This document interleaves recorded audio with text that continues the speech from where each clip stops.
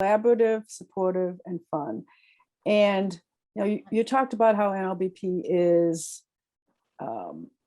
business. It helps us to grow our businesses. It's not networking in the typical networking format, which I love.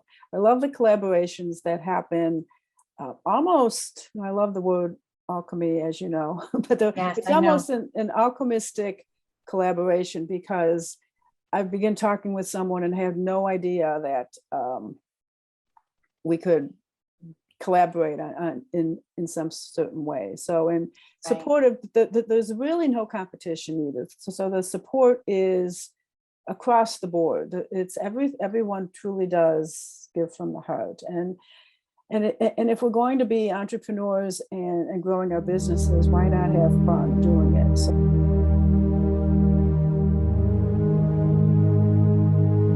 Hello and welcome to Tribe Talks, our connected conversations. So I'm thrilled for our member today, Nancy Loeffler, who's going to join us. Nancy is the founder of Being with Grief and the author of The Alchemy of Grief, Your Journey to Wholeness. But I wanted to just say welcome, Nancy, and thank you for joining us.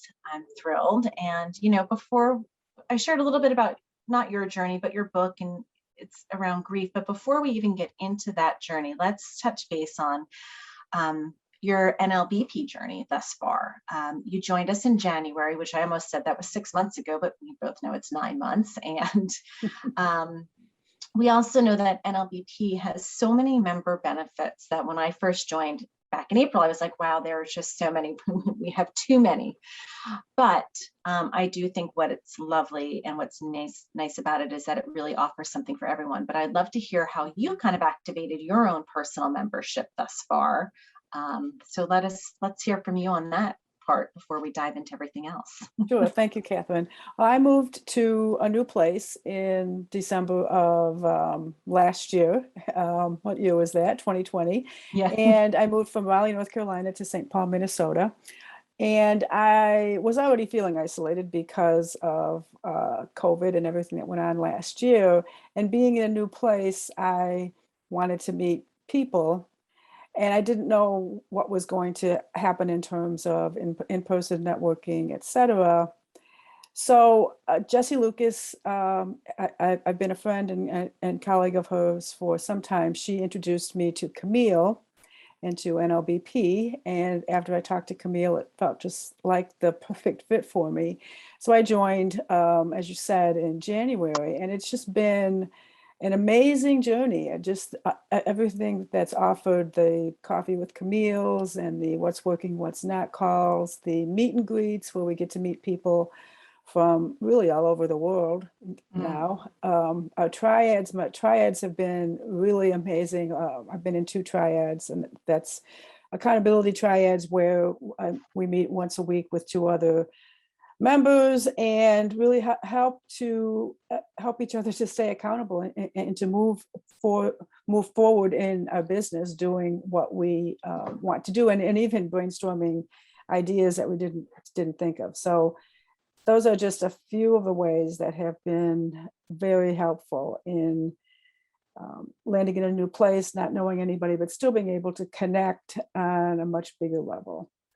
Right. And it's, and it goes back to your business as well. So it's like a bit personal, but also it allows you to help grow your business. And I love that you had mentioned the global component, which is so true. And I think what else is exciting, which I know you haven't experienced and nor have I, is the 90-day business challenge, which is going to be coming up soon. So another great highlight, but it's the resounding thematic that is always coming up are these accountability triads, because you could probably speak to it, is that when you're working as an entrepreneur, it's, you want to have that accountability person next to you to help keep you moving forward. Right. And I don't know if it's, it doesn't need to be in a healing arts industry. It could be across the board. There's many different, industries that you really need that person to kind of keep you moving forward in the right direction. So I love that you touched on that and that you've participated in too, and that you mixed it up. Some people keep sticking with those triads. Yeah. So with that being said, want to talk about a little bit, or share with us your when we were chatting, you shared your extensive personal background, your highs, your lows, and how you personally transformed yourself based on your experience. With all that intelligence, you have really provided a 360-degree approach to what you do for today in your as a grief educator, a grief guider, guidance Sherpa, however you want to describe it, but to help somebody through this really painful process. And I would love to hear about that. And then I think, again, this is like a 5-point question here, but as well as sharing maybe a client that you have helped provided guidance and how they've helped turn themselves a bit, or had turned the corner, if you will. We'd love to hear a little bit about that as well. Yeah. So I'm going to let you take it away. And again, you need me to refresh on those questions. I know it's like 5 questions in one, but that's okay. Yeah. But I'll let you share, and then it'll organically flow out.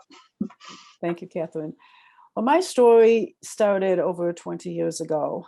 My then 17-year-old daughter, Leah, was a senior in high school. She was in a car accident on her way to school, and she was in the hospital for 5 days before we had to make the devastating decision to remove her from life support. And so we did, and she died that night, and that set me on a journey that I didn't want to go on.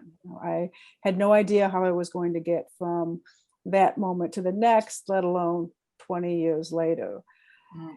And yeah, it was, I didn't want to, I didn't want my life to go on. I thought it was over. I didn't want to get out of bed. I didn't want to take a shower. I didn't want to talk to anyone. And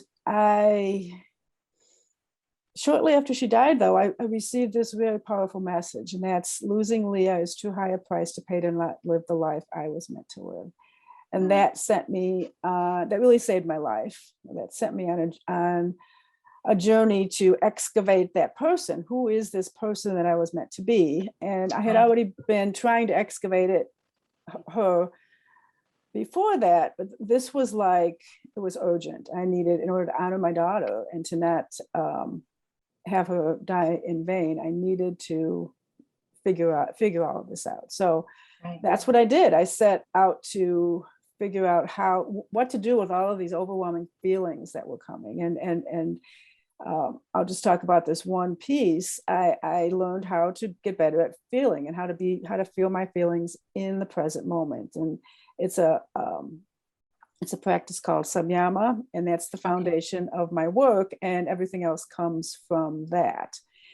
And can you explain that a little bit to us? Sorry, because I have not heard of that prior to our conversation. Do you mind just absolutely. A little bit more? Samyama is a direct experience practice that helps us to be with our feelings, all of our feelings.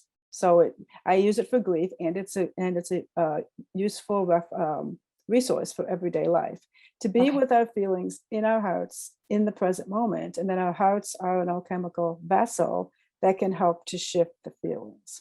Okay. And so when I saw how powerful Samyama was at helping me to meet my grief and really get better at feeling my feelings, I became certified as a practitioner in 2009. And I was still working my full-time job at the time, but about 90% of my clients were grief clients. So I was already being notified, so to speak, that I was going to be called at some point. So today, when I work with a client, the first thing I do is teach them the practice, because for some of us, we weren't taught how to come into our hearts, or even that our hearts could be helpful. We like to stay in our heads. So teaching my clients this practice is the first step. And I remember one particular client, she also had lost a child. And it was 2 or 3 years down the road. She hadn't done, when I say she hadn't done anything, I mean, she hadn't started to meet her grief. The room was exactly the same. It was like she didn't know where to start. Right. And that's so common with so many of my clients. They don't know where to start.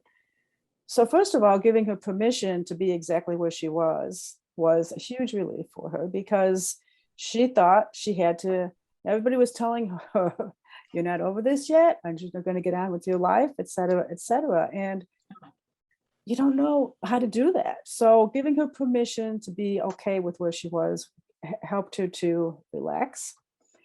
And when she learned how to bring her feelings into her heart, she was able to see that, yes, the feelings are painful, but when we separate them from the stories that our head is telling us, they do really begin to shift. And then we can begin to be with the feeling in this moment, rather than all of the feelings that come rushing in.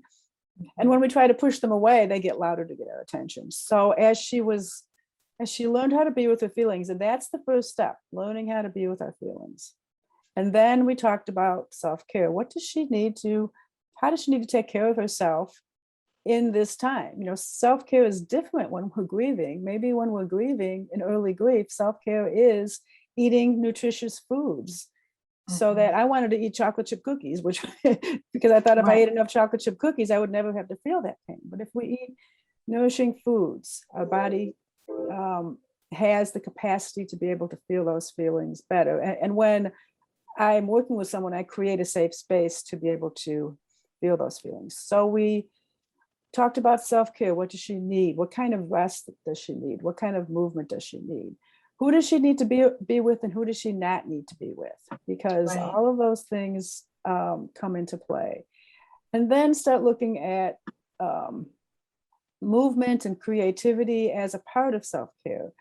Creativity really helped connect me back to who I already was, and helped to let me see who that person was that I was meant to be. So how can creativity play a part in a grief journey? Which sometimes people look at me like, what does that have to do with grief? It connects you back to yourself. And that is an important part of this. So she eventually began to realize that there were other areas of her life that presented grief. One session, we talked all about a divorce that happened 6 years ago. And she didn't know why she was talking about that. Well, when you have a big grief, like the death of a child, it cracks your life open, and all these other feelings of grief that you've pushed down think that they have a chance too. They raise their hand, me. I want you to see me too. So we were able to meet other areas of grief in her life, one at a time again. This is not about doing it. It's not a fast journey, but one at a time, the feelings begin to quiet down. So eventually we're meeting the feelings when they arise in the present moment, not the memory of what it was when it happened, not the wondering what's going to happen in the future, but what's here now. And when we meet something in the present moment has the capacity to give us everything we need. So it's really learning about, it's really a life transformational process, because it's helpful in all areas of life. And it really gave her a chance to unravel some of those stories that have been keeping her stuck in other areas of her life, because this resource it is that powerful. And she eventually learned how to honor her child, and learned how to leave a job that wasn't serving her, and find something that was more in alignment with who she is now. Right. And I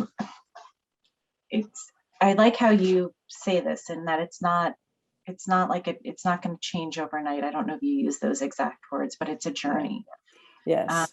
It's not like this, it's not an instant gratification of, relief or something, or right. It seems that it's ongoing, but it's not just a single diving into one area. It's a full 360 approach that you're talking to, it seems. And whether you talked about the self-care at the beginning, and I think some of us may know, oh, okay, but like that's something, you don't really think about the nutrition in terms of what what you're eating, and then, you know, the movement. And so all playing into, I think, a part of, you know, the mind and the heart, as you had just said, which I think we don't think of grief in that regard. We think of it as one component. Right. Or that's how we've been taught to think about it. Like, and another thing we hear about grief often is time heals all wounds. And that's not necessarily true by itself. It's what we're doing with that time. And so that's what I help my clients to do, is to, what are you going to do with this time to help meet the feelings and help them move through? Right. Yeah, that's a very, you know, I never thought about that saying and how you just said it, but it doesn't necessarily heal. You just said it so spot on, which is so true. And I think, like I said, I never really, when you and I first connected, I didn't know that there's individuals like yourself out there that provide this opportunity for one to have an outlet or somebody to connect to, which I think is amazing. And I think it's so important, because it's one of those things that just, you know, like you said, somebody will say, "Oh, I'm so sorry for your loss." And it's like they walk out the door, but that person is still sitting there and they have that with them. So I think it's, you know, and the other time it's interesting, and you don't think it through, and until it happens to you. Right. It's a very, very personal experience. And we don't know what it's like to walk in that person's shoes. So first off, I think it's amazing that you took that journey or found that calling to be a grief, you know, I don't know if you identify as a counselor, a guide, a grief guide. Grief journey guide. Grief journey guide. Yeah, I think that's, you know, you found a calling, and which is amazing. And it's so, we thank you for that. Because I think that that's really amazing. And like I said, I never knew that this type of an opportunity existed. And that's why we want you here, because we need to share with the world that there are individuals out there that can help those in that position, because no one likes to talk about grief. It's just, you know, it's one of those things. It's not a happy moment, but you can bring people back to that place. And so of, you know, joy. And I think that that's what's important. So I do like that. So before we go to the next, so as we're talking about this, and as we talk about the journey, as we think about, you know, as being a part of NLBP, the services in which you provide, but what would be 3 words that you would actually use to describe the NLBP? Or you could even say about kind of your journey thus far, because they might be interchangeable. So I'd love to hear those words. And as I mentioned, it's kind of always like our wrap up question that we share. And I haven't had a lot of duplication yet. It's a great question. It's a great question. The 3 words that immediately came to my mind were collaborative, supportive, and fun. And you know, you talked about how NLBP is business. It helps us to grow our businesses.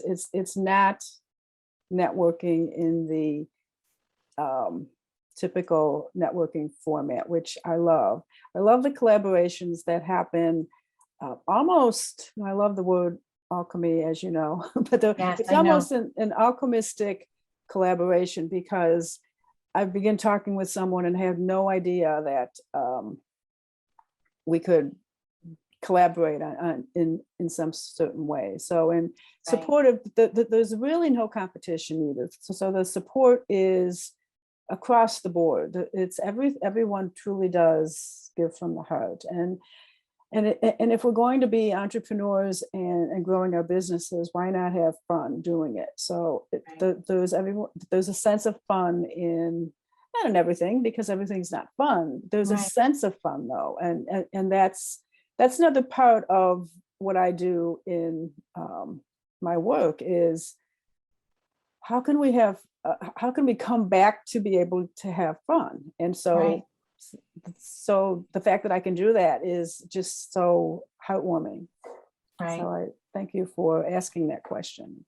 Yeah, no, and I love the fun. No one's shared fun before. So I like that. And I think you're correct in saying and sharing, and I've actually kind of been really witnessing this, is that, you know, the competition, and there could be, you know, you're unique. I don't think there's anyone else that does what you provide in terms of your services, but we have a lot of like nutritionists, et cetera, but everyone has a very unique position as if they're in the nutrition space, like there's no overlap.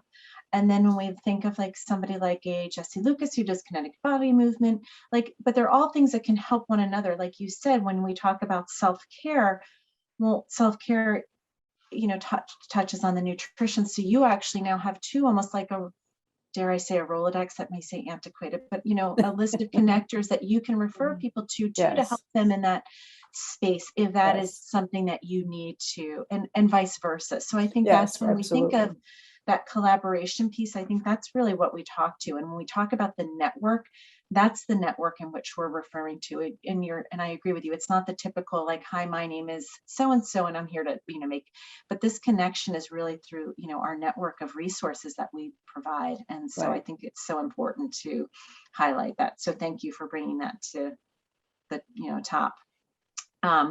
And I wanted to say before we, you know, I want to say first off, I'm so honored and I thank you because you did send and share with me your book and I did go through it and I read it. So I'm going to hold it up for everyone.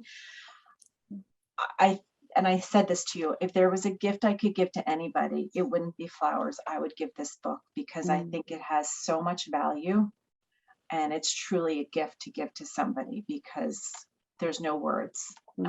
But you have the words here. And so I'm happy to now know that this is here and that I will definitely do that going forward in my life because I think there's so much value first off. So thank you for writing the book and taking that time and digging deep. So, and then I also want to end with the following. So on the back of your book, and it's from Mark David and Emily Rosen from the Institute for the Psychology of Eating.